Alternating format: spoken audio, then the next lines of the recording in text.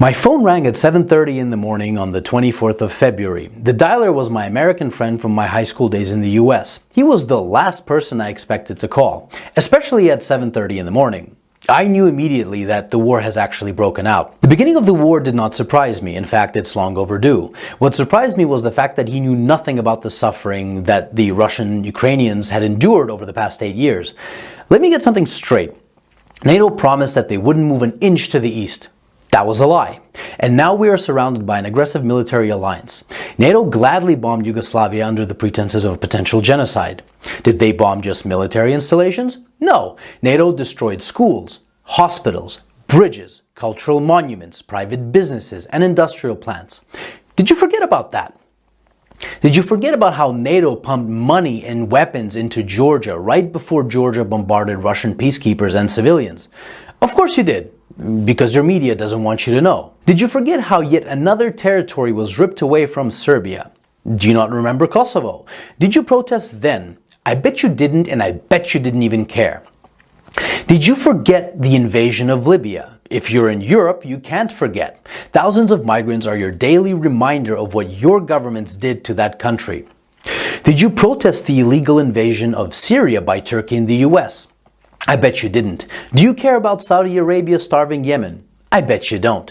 Do you care, or did you care, about the illegal invasion of Iraq and Afghanistan under false pretenses? What, they aren't people to you? Why haven't you been vocal against the murder of children and civilians at Iraqi and Afghani weddings by American bombardment? Ah, that's right. They're brown people. They're probably worth less to you. Where were your crocodile tears when Kiev started bombarding Ukrainian Russians in the east simply for doing the exact same thing as the Ukrainians did in the west, was to get rid of a corrupt government? Where were your crocodile tears when Kiev shut off electricity and water to Crimea?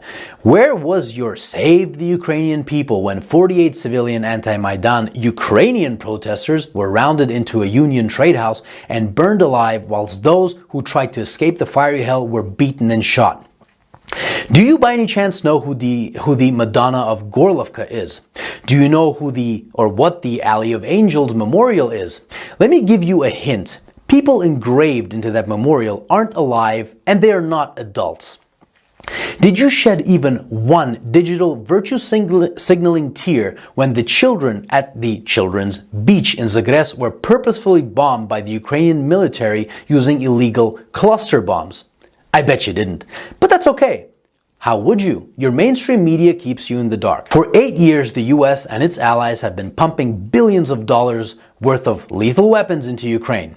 For 8 years, the Ukrainians have been waging a war with their own people in the east. And for 7 years, Russia and the people of the Donetsk and Lugansk republics have been patiently waiting for Kiev to adhere to the Minsk agreements.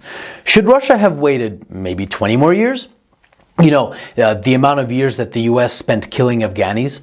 So whilst leaders like Boris Johnson, Joe Biden, Emmanuel Macron, Olaf Scholz and Ursula von der Leyen have been virtue signaling about the poor Ukrainians, they have been robbing the Ukrainians of their dignity, making their economy run on loans from the IMF, and basically robbing them of their future. And Russia is to blame when we were their primary trading partner? The West pushed Russia into a corner.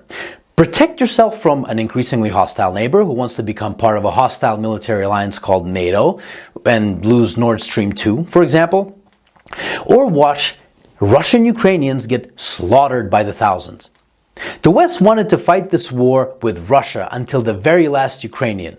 Remember Kosovo? Well, the Lugansk and Donetsk republics have every right to exist. Russia didn't set the precedent. Your leaders did when they recognized Kosovo. And final food for thought.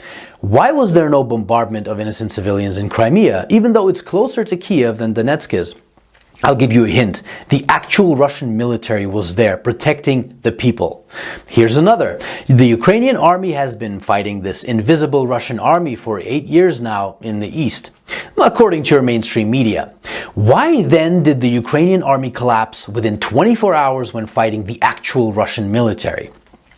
And since it did, what do you think your tax dollars were doing in Ukraine? That's right. Your tax dollars were used by Ukrainians in the West to kill Ukrainians in the East, and you didn't give a flying fuck about it. So if you haven't been following this conflict from day one and now you put the blue and yellow flag on your photo, wipe away your crocodile tears, please, and find out why your governments have been supporting those who have made a Nazi criminal, Stepan Bandera, their national war hero. Don't expect a good result from pushing a bear and a dragon into a corner. And definitely don't be surprised when that bear and that dragon begin pushing back. So if you haven't been crying for the collectively millions of dead Iraqis, Afghanis, Syrians, Libyans, Yugoslavians, and East Ukrainians these past 20 years, but you're crying crocodile tears for Ukrainian military installations, wipe them away and think about what your governments have been doing and what they're still doing. And I hope that this 8-year story of a war started by a criminal Ukrainian government against its own people can finally come to an end, and Ukrainians and Russians can finally live in peace.